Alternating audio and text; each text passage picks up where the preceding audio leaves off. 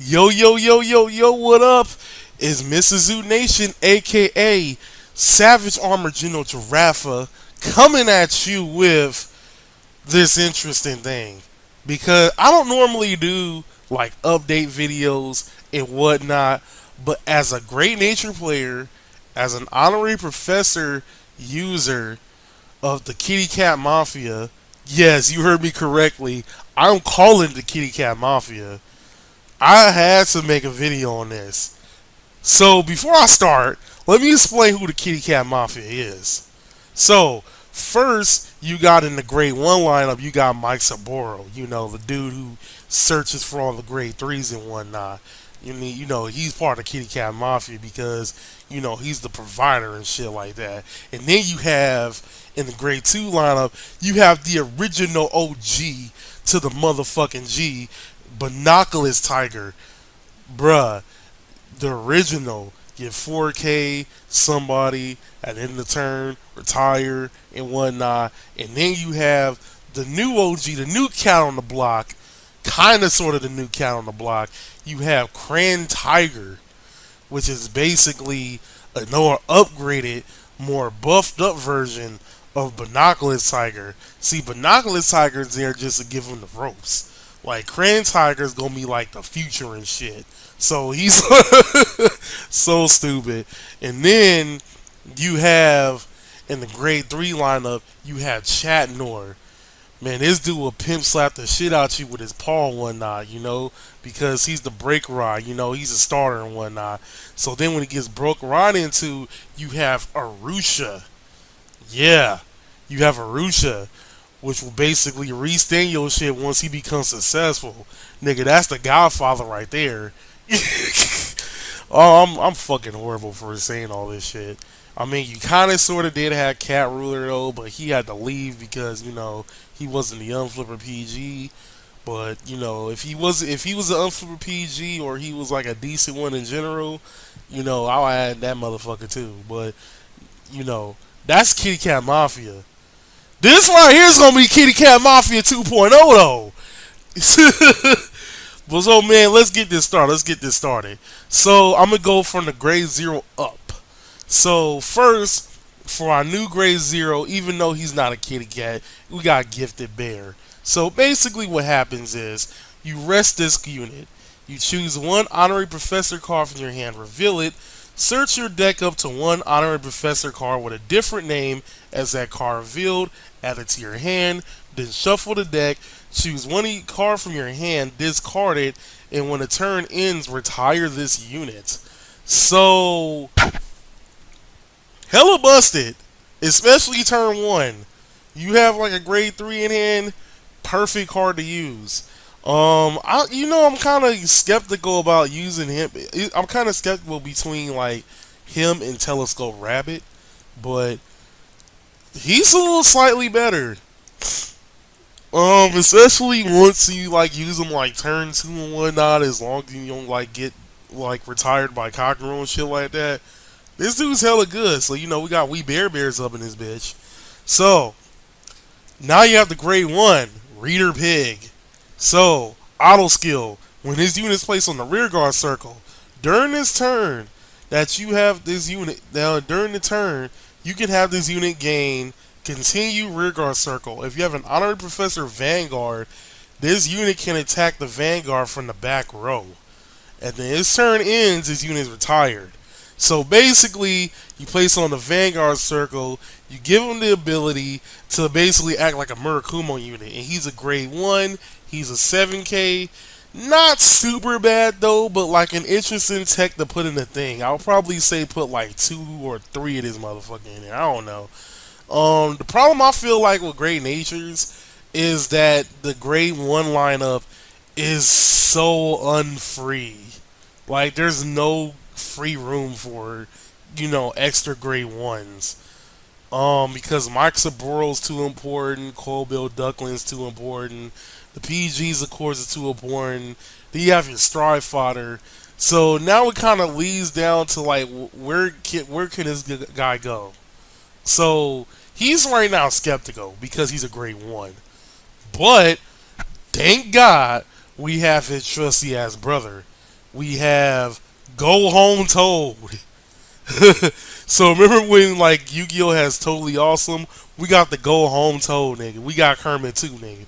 So rear guard skill, Generation Break 1, Soul Blast 1. If you have an Honorary Professor Vanguard, during that turn this unit gains pretty much the same thing. It can attack the Vanguard from the back row.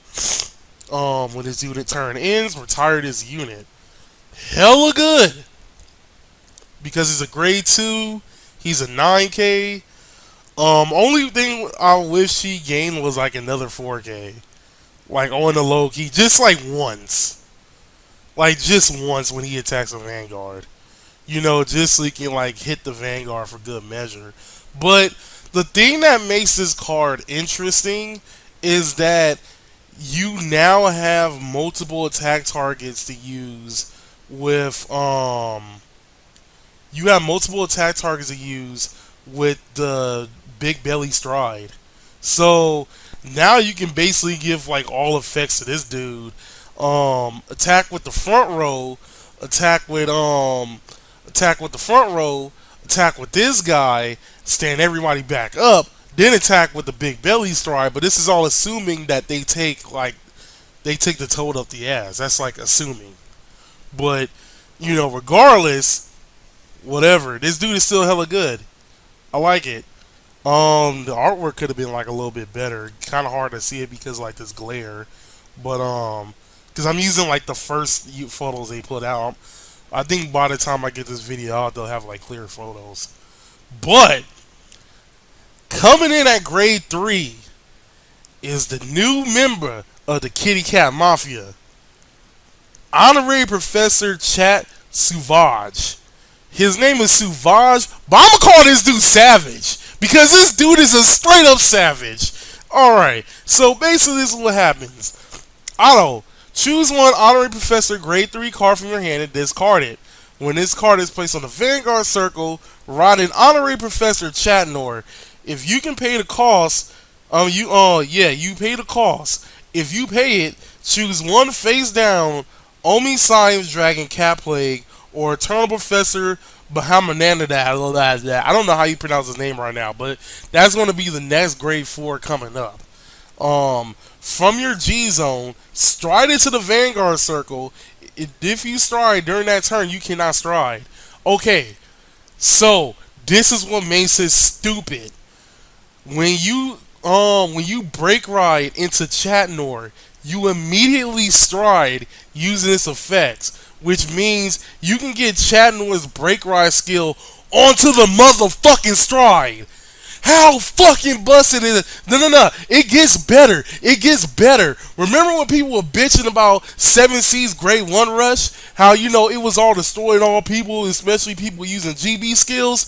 This motherfucker could stride even with the even with 7C's grade 1 rush. Fucking busted. Goodbye 7C's grade 1 rush. It was nice knowing you. Great Nature was the clan to fuck you up. I'm glad for that. Dude, so busted. You know, I'm fucking hyped for that. But bruh. How fun? It's already busted enough that you get an instant stride without paying for stride costs. Well, basically you're paying for stride costs because it's still like ditching the grade 3. But that's besides the point. Without stride costs, this dude isn't a GB skill. He's not a GB skill at all. Oh yeah, straight up no GB skill. You know, as long as you have like an Honorary Professor, which assuming that all your whole grade 3 lineup has Honorary Professor in it, so regardless, you safe. You fucking safe. Bruh, you fucking safe. And then you use this card all at the same time. And, you know, look at the dude's artwork, dude. Look at the dude's artwork. This dude has that you done fucked up face. Look at his face closely. He has that you done fucked up face. Just look at it. This dude has the you done fucked up face. And then, not only that, you get to use a break ride skill, and you get like an extra 4K to whatever you call. So I'm about to go into the stride so you can better understand why this dude is the motherfucking OG. Now, introducing the stride version of the Kitty Cat Mafia, Eternal Professor, Bahalala. I'm gonna just call him Bahama Hammerad. Bruh, no wait, Bruh Manda, wait, Brahmana Nanda, Brahmana Nanda. Okay, so we're gonna do that. Vanguard Circle, Counterblast 1, choose one face down, saying, basically Persona Flip. In your G zone, flip it face up.